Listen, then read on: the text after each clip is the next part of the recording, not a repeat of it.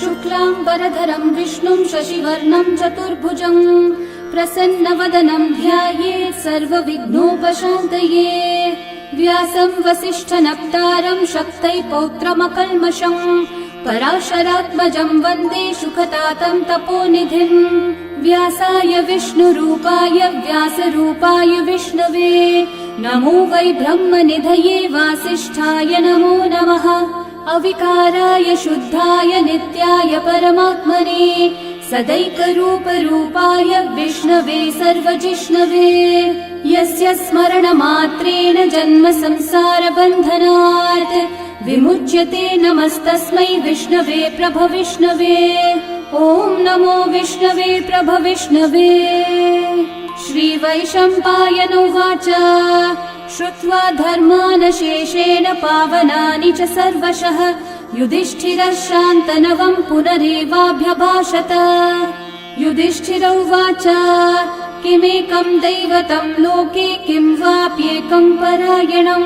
स्तुवन्तः कं कमर्चन्तः प्राप्नुयुर्मानवा शुभम्। को धर्मः सर्वधर्माणां भवतः परमो मतः किं जपन्मुच्यते जन्तुर्जन्म संसारबन्धनात्। श्रीभीष्म उवाच जगत्प्रभुं देवदेवम् अनन्तं पुरुषोत्तमं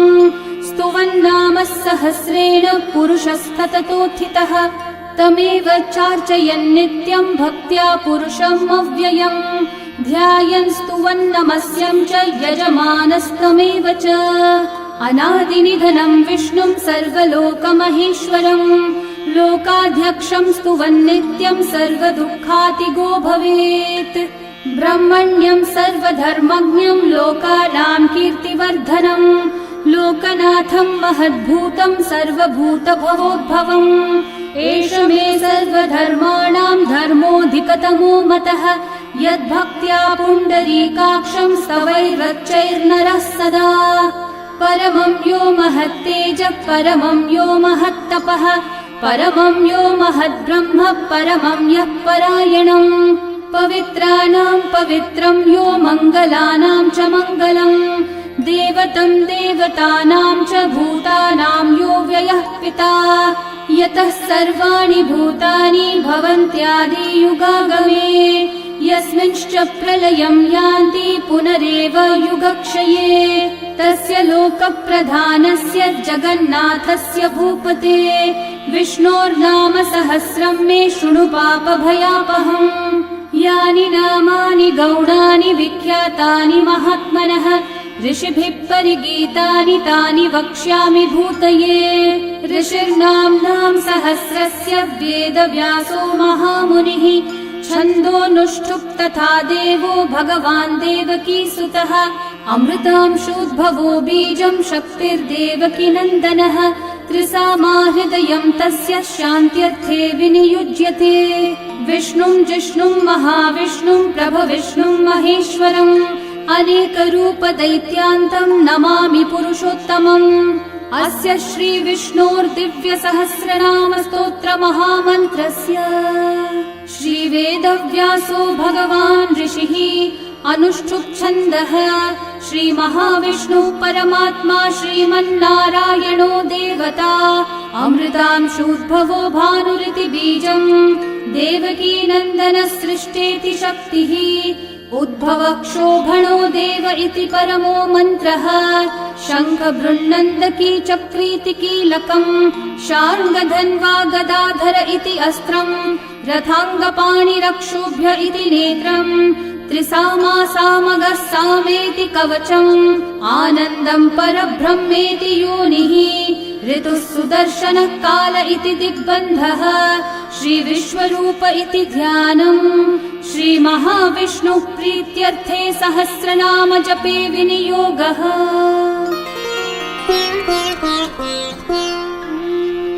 ध्यानम् क्षीरोधन्वत्प्रदेशे शुचिमणिविलसत्सैकते मौक्तिकानां माला क्लृप्तासनस्थस्फटिकमणिनिभैर्मौक्तिकैर्मण्डिताङ्गः शुभ्रैरभ्रैरतभ्रैरुपरि विरचितैर्मुक्तपीयूषवर्षैः आनन्देन पुनीयादरिनलिनगदा शङ्खपाणिर्मुकुन्दः भुःपादौ यस्य नाभिर्वियदसुरनिलश्चन्द्रसूर्यौ च नेत्रे कर्णावाशाः शिरौ द्योर्मुखमपि दहनो यस्य वास्तेयमब्धिः अन्तस्थं यस्य विश्वं सुरनरखगो भोगि गन्धर्वदैत्यैः चित्रं रम्यते त्रिभुवन विपुषं विष्णुमीशं नमामि। ॐ नमो भगवते वासुदेवाय। शान्ताकारं भुजगशयनं पद्मनाभं सुरेशं विश्वाधारं गगनसदृशं मेघवर्णं शुभाङ्गं लक्ष्मीकान्तं कमलनयनं योगिहृद्ध्यानगम्यं वन्दे विष्णुं भवभयहरं सर्वलोकैकनाथम् मेघश्यामं पीतकौशेयवासं श्रीवत्साङ्कं कौस्तुभोद्भासिताङ्गम् पुण्योपेतं पुण्डरीकायताक्षं विष्णुं वन्दे सर्वलोकैकनाथम् नमः समस्तभूतानामादिभूताय भूभृते अनेकरूपरूपाय विष्णवे प्रभविष्णवे सशङ्खचक्रं सकिरीटकुण्डलं सपीतवस्त्रं सरसीरुहेक्षणं सहारवक्षस्थलशोभिकौस्तुभं नमामि विष्णुं शिरसा चतुर्भुजम् छायायां पारिजातस्य हेमसिंहासनोपरि आसीनमम्बुदश्याममायताक्षम् अलङ्कृतम् चन्द्राननं चतुर्बाहुं श्रीवत्साङ्कितवक्षसं रुक्मिणी सत्यभामाभ्यां सहितं कृष्णमाश्रये। ॐ विश्वं विष्णुर्वषट्कारो भूतभव्यभवत्प्रभुः भूतकृद्भूतभृद्भावो भूतात्मा भूतभावनः भूतात्मा परमात्मा च मुक्तानां परमा गतिः अव्ययः पुरुषः साक्षी क्षेत्रज्ञोऽक्षर एव च योगो योगविदां नेता प्रधानः पुरुषेश्वरः नारसिंहः वपुः श्रीमान् केशवः पुरुषोत्तमः सर्वः शर्वः शिवस्थाणोर्भूतादिर्निधिरव्ययः सम्भवो भावनो भर्ता प्रभवः प्रभुरीश्वरः स्वयंभू शम्भुरादित्यः पुष्कराक्षो महास्वनः अनादिनिधनो धाता विधाता धातुरुत्तमः अप्रमेयो ऋषिकेशः पद्मनाभोऽमरः प्रभुः विश्वकर्मा मनुस्त्वष्टा स्थविष्ठस्थविरो ध्रुवः अग्राह्यः शाश्वतः कृष्णो लोहिताक्षः प्रतर्दनः प्रभुतस्त्रिककुब्धामः पवित्रं मङ्गलं परम् ईशानः प्राणदः प्राणो ज्येष्ठः श्रेष्ठः प्रजापतिः हिरण्यगर्भो भूगर्भो माधवो मधुसूदनः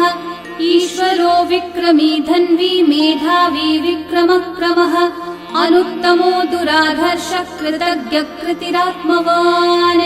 सुरेशः शरणं शर्म विश्वरेतः प्रजाभवः अहः संवत्सरो व्याळः प्रत्ययः सर्वदर्शनः अजः सर्वेश्वरः सिद्धिः सिद्धि सर्वादिरच्युतः वृषा कपिरमेयात्मा सर्वयोगविनिःसृतः वसुर्वसुमना सत्यः समात्मा संमितः समः अमोघः पुण्डरीकाक्षो वृषकर्मा वृषाकृतिः रुद्रो बहुशिरा बभ्रुर्विश्वयोनिः शुचिश्रवाः अमृतः शाश्वतस्थाणोर्वरारोहो महातपाः सर्वगः सर्वविद्भानुः विश्वक्सेनो जनार्दनः वेदो वेदविदव्यङ्गो वेदाङ्गो वेदवित्कविः लोकाध्यक्षः सुराध्यक्षो धर्माध्यक्षः कृताकृतः चतुरात्मा चतुर्व्यूहश्चतुर्दंष्ट्रश्चतुर्भुजः भ्राजिष्णुर्भोजनं भोक्ता सहिष्णुर्जगदादिजः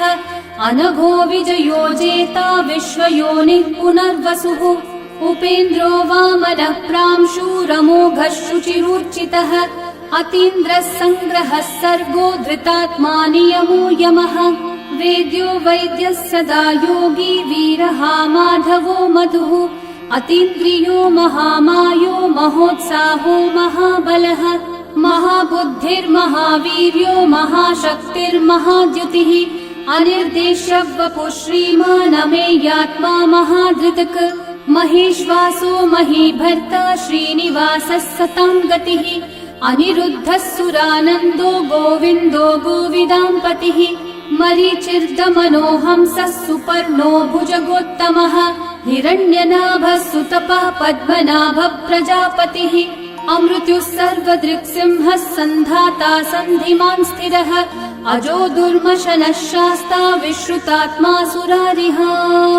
गुरुर्गुरुतमो धामः सत्यः सत्यः पराक्रमः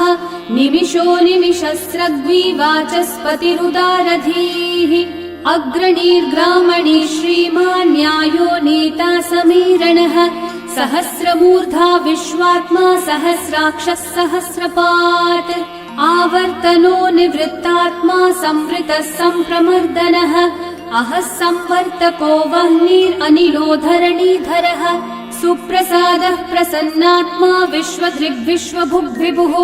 सत्कर्ता सत्कृतः साधुर्जन्मोर्नारायणो नरः असंख्येयो प्रमेयात्मा विशिष्टः शिष्टकृच्छुचिः सिद्धार्थः सिद्धसङ्कल्पः सिद्धिदः सिद्धिसाधनः वृषाही वृषभो विष्णुर्वृषपर्वा वृषोदरः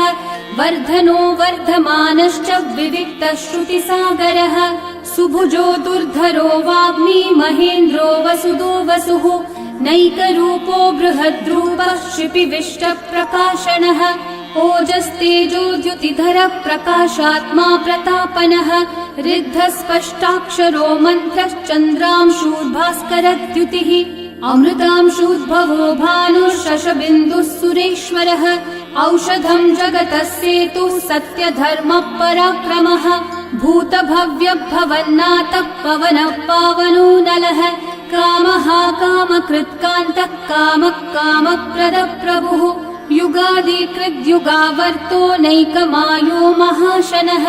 अदृश्यो व्यक्तरूपश्च सहस्रजिदनन्तजित् इष्टो विशिष्टशिष्टेष्ठः शिखण्डी नहुषो वृषः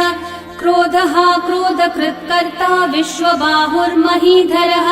अच्युतः प्रथितः प्राणः प्राणदो वासवानुजः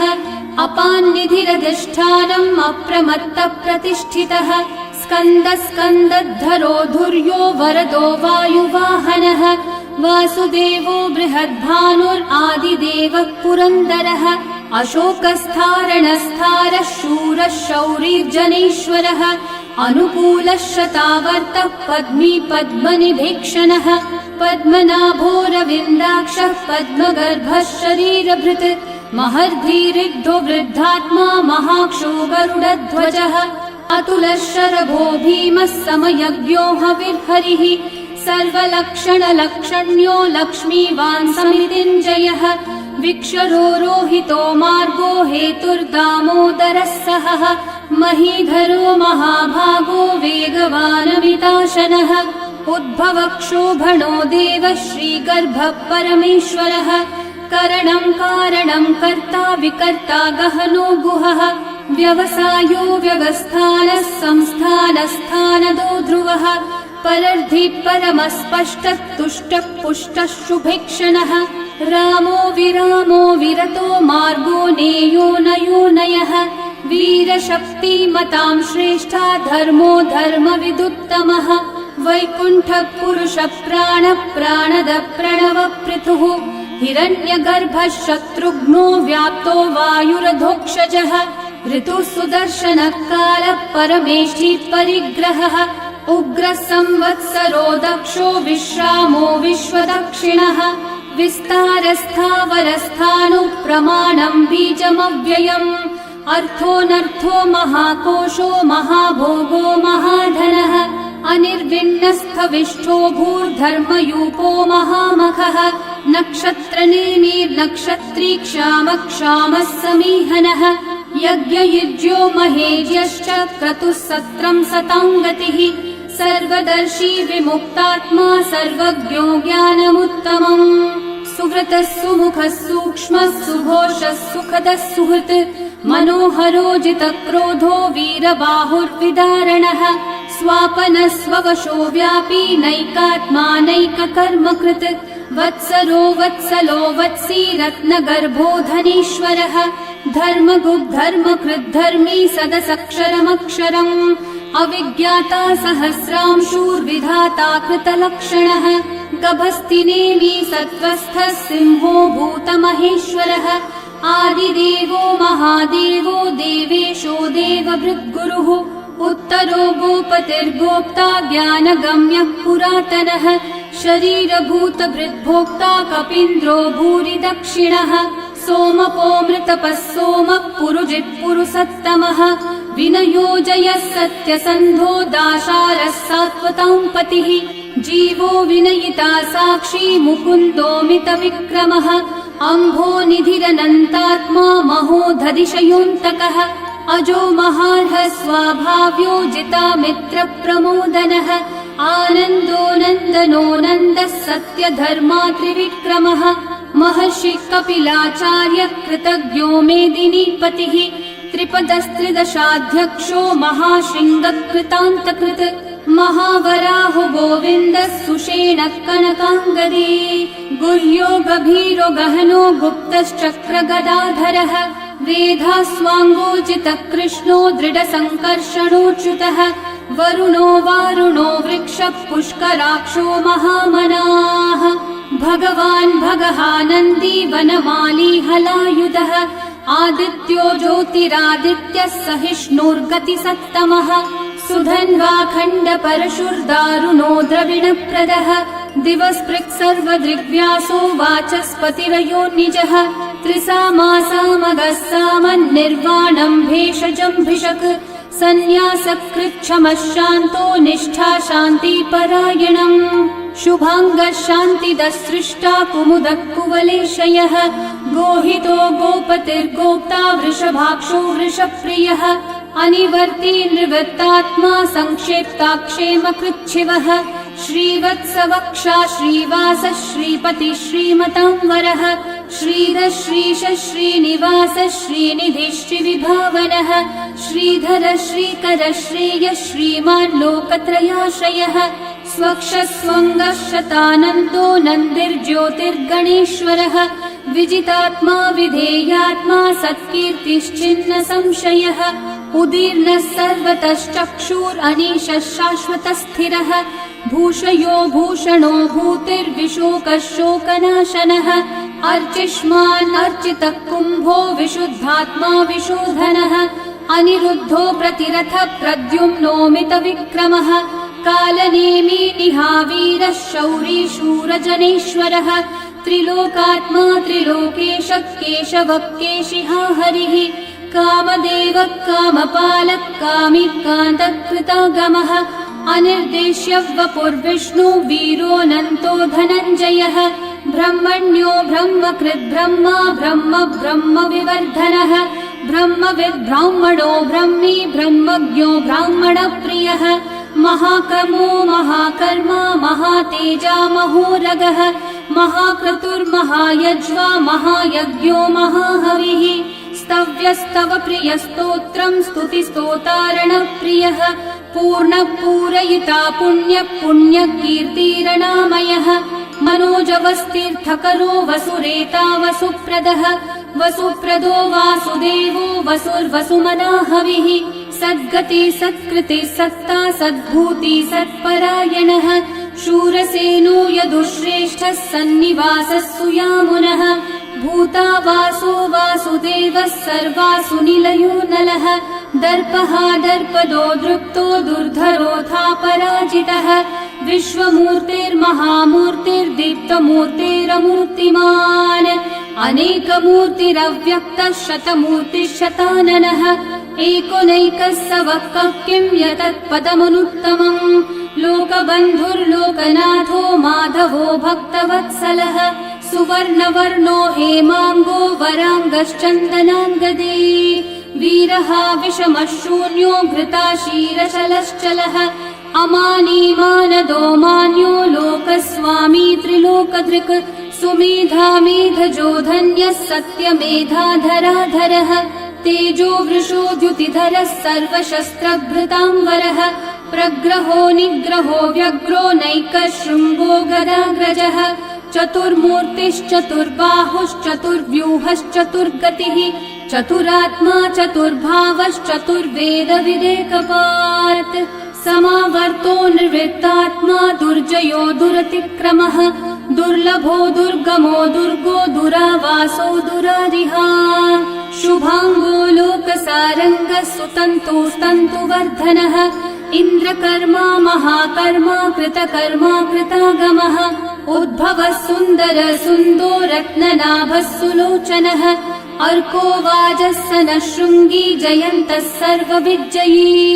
सुवर्णबिन्दु रक्षोभ्यः सर्ववागीश्वरेश्वरः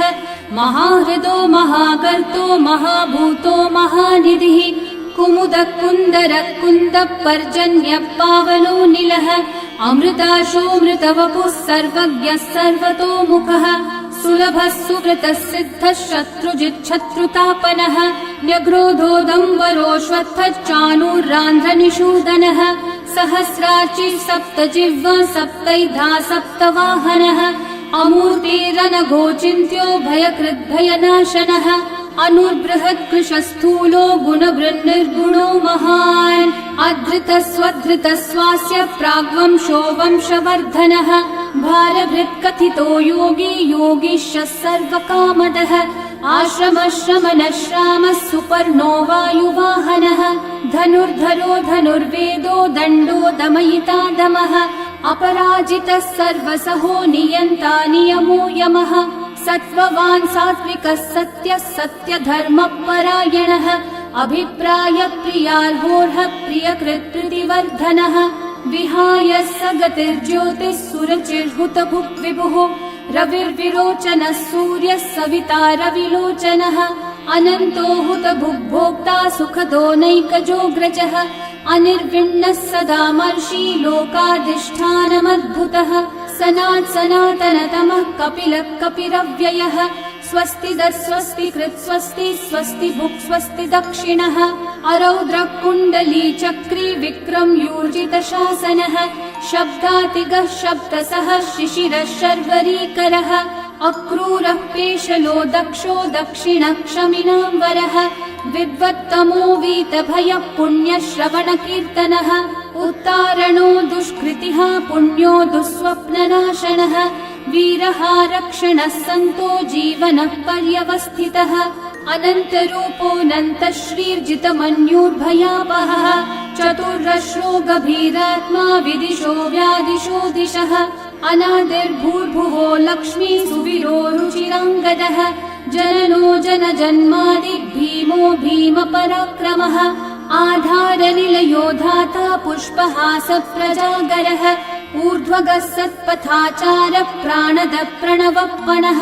प्रमाणं प्राणनिलयं प्राणभृत् प्राणजीवनः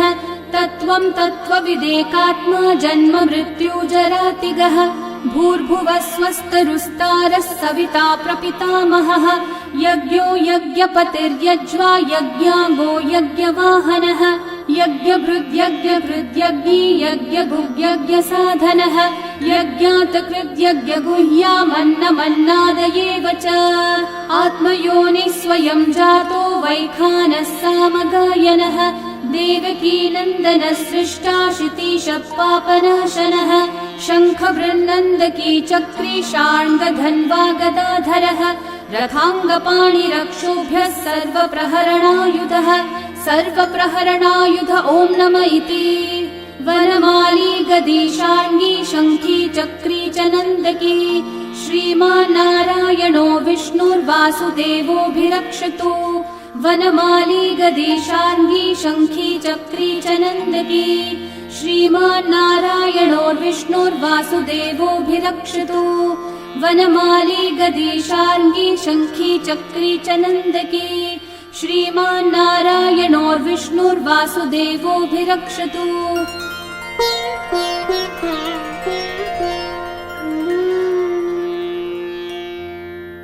इतीदं कीर्तनीयस्य केशवस्य महात्मनः नाम्नां सहस्रं दिव्यानामशेषेण प्रकीर्तितम्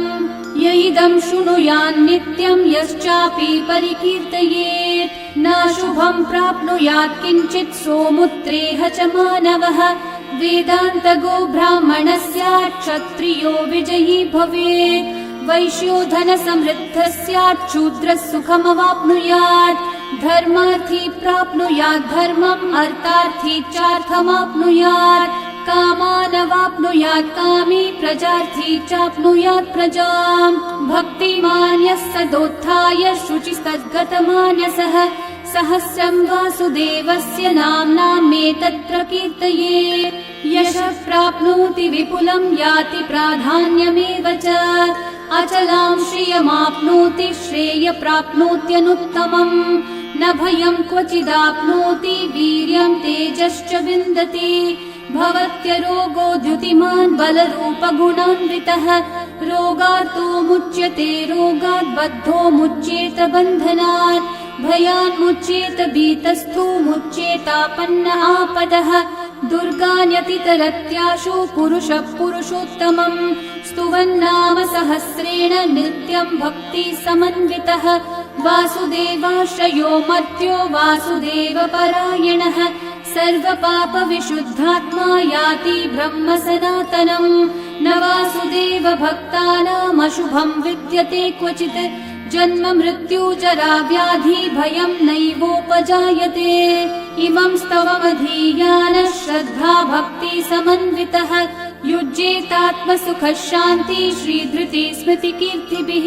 न क्रोधो न च मात्सर्यं न लोभो नाशुभा मतिः भवन्ति कृतपुण्यानां भक्तानां पुरुषोत्तमे द्यौस चन्द्रार्कनक्षत्राखं दिशो भूर्महोदधिः वासुदेवस्य वीर्येण विदतानि महात्मनः ससुरासुरगन्धर्वं स यक्षोरगराक्षसम् जगद्वशे वर्ततेदं कृष्णस्य सचराचरम् इन्द्रियाणि मनोबुद्धिः सत्त्वं तेजो बलं द्युतिः वासुदेवात्मकन्याहुः क्षेत्रं क्षेत्रज्ञ एव च सर्वागमानामाचार प्रथमं परिकल्पते आचार प्रभवो धर्मो धर्मस्य प्रभुरच्युतः ऋषयः पितरो देवा महाभूतानि धातवः जङ्गमाजङ्गमं चेदं जगन्नारायणोद्भवम् योगो ज्ञानं तथा साङ्ख्यं विद्या शिल्पादिकर्म च वेदाः शास्त्राणि विज्ञानमेतत् सर्वं जनार्दनात् एको विष्णुर्महद्भूतं पृथक् भूतान्यनेकशः त्रीन् लोकान् व्याप्य भूतात्मा भुङ्क्ते विश्वभुगव्ययः इमं स्तवं भगवतो विष्णोर्व्यासेन कीर्तितम् पठेद्य इच्छेत् पुरुषः श्रेयः प्राप्तुं सुखानि च विश्वेश्वरमजं देवं जगतः प्रभुमव्ययम् भजन्ति ये पुष्कराक्षं न ते यान्ति पराभवम् न ते यान्ति पराभवम् ॐ नम इति अर्जुनोवाच पद्मपत्रविशालाक्षः पद्मनाभः सुरोत्तम भक्तानामनुरक्तानां त्राता भव जनार्दन श्रीभगवानुवाच यो मां नाम सहस्रेण स्तोतुमिच्छति पाण्डव सोऽहमेकेन श्लोकेन स्तुत एव न संशयः स्तुत एव न संशय ॐ नम इति व्यास उवाच वासनाद्वासुदेवस्य वासितं भुवनत्रयम् सर्वभूतनिवासोऽसि वासुदेव नमोऽस्तु ते श्रीवासुदेव नमोऽस्तु ॐ नम इति पार्वत्योवाच केनोपायेन लघुना विष्णोर्नाम सहस्रकम् पठ्यते पण्डितेर्नित्यं श्रोतुमिच्छाम्यहं प्रभो ईश्वरोवाच श्रीराम राम रामेति रमे रामे मनोरमे सहस्रनाम तत्तुल्यं राम नाम वरानने श्रीराम राम रामेति रमे रामे मनोरमे सहस्रनाम तत्तुल्यं राम नाम वरानने श्रीराम राम रामेति रमे रामे मनोरमे सहस्रनाम तत्तुल्यं रामनाम वरानने श्रीराम नाम वरानन ॐ नम इति ब्रह्म उवाच नमोऽस्त्वनन्ताय सहस्रमूर्तये सहस्रपादाक्षि शिरोरुबाहवे सहस्रनाम्ने पुरुषाय शाश्वते सहस्रकोटियुगधारिणे नमः सहस्रकोटियुगधारिण ॐ नम इति सञ्जय उवाच यत्र योगेश्वरः कृष्णो यत्र पार्थो धनुर्धरः